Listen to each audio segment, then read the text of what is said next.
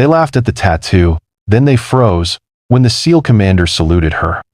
The laughter was sharp, like gravel thrown against steel. "Nice ink," one of the young soldiers jeered, nodding toward the inside of her forearm. "You trying to play Navy SEAL, ma'am?" The others chuckled, their voices carrying across the dusty forward operating base under a pitiless Afghan Sunday. She didn't answer. She simply adjusted the strap of her pack, the leather worn to the softness of old skin, and kept her eyes fixed on the gate ahead. Her silence only seemed to feed their mockery.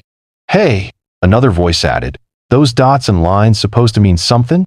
Or did you get it drunk in Thailand?" The tattoo, a sequence of vertical lines intersected by dots, stretched as her arm tensed. It was strange, cryptic, and, to the untrained eye, meaningless. What they couldn't see was that every mark had been carved in memory, not in ink. Captain Elise Warren had stepped off the supply truck 20 minutes earlier. No fanfare, no entourage. Just the heat pressing down, the scent of dust and diesel, and the unfamiliar faces of men too young to understand the weight she carried. Her fatigues were standard issue Army, but the way she moved measured, unhurried spoke of someone who had been here before, in places far worse. Her eyes scanned without scanning, cataloging every angle, every shadow. The tattoo was impossible to miss, and maybe that was the point. It drew stares, whispered jokes, and in this case, the open derision of a few who thought they understood what mattered here. Years before, Elise had worn a different uniform, navy blue, not army green. She had been part of a joint special operations unit, the kind the military didn't talk about in press releases. In a single mission off the Horn of Africa, she had watched 3 teammates fall. 2 were cut down in an ambush. 1 drowned before she could reach him.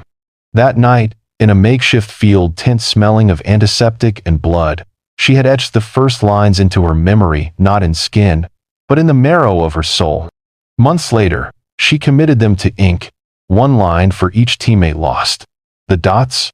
Positions on a classified map, their last known locations before everything went dark. For her, the tattoo wasn't decoration. It was a memorial she carried because gravestones were too far away. But no one here knew that, and she wasn't about to tell them. As she made her way toward the command tent, the mockery followed half-jokes, muttered comments, the kind that spread like oil on water. Others nearby noticed, but they didn't step in.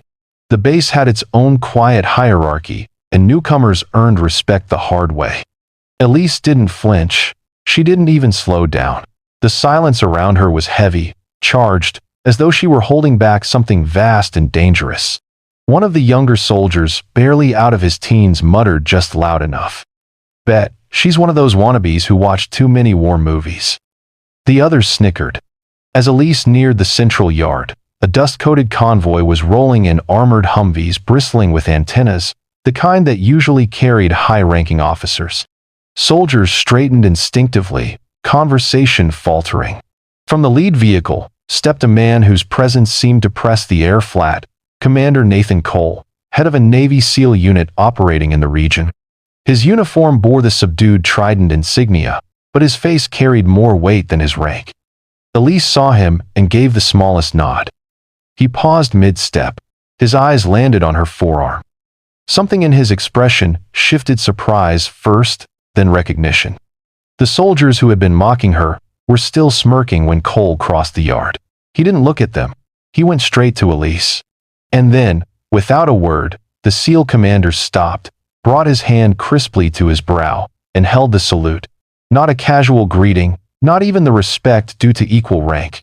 This was a gesture steeped in something deeper, recognition of service rendered, of debts paid in blood. The yard froze. Conversation stopped mid-breath. The soldiers who had laughed felt their throats close. Cole lowered his hand slowly. "Ma'am," he said, voice low enough for only those nearest to hear.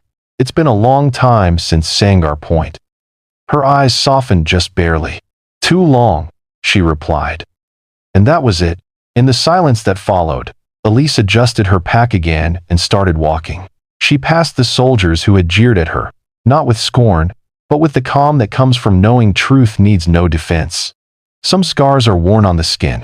Others are carved in the soul. Either way, They tell a story only the worthy can read.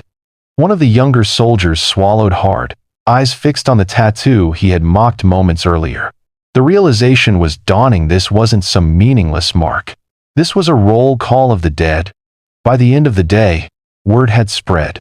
Not officially, stories like hers never made it to briefing boards, but in the quiet murmurs of the mess hall, in the respectful nods from men and women who now stepped aside when she passed.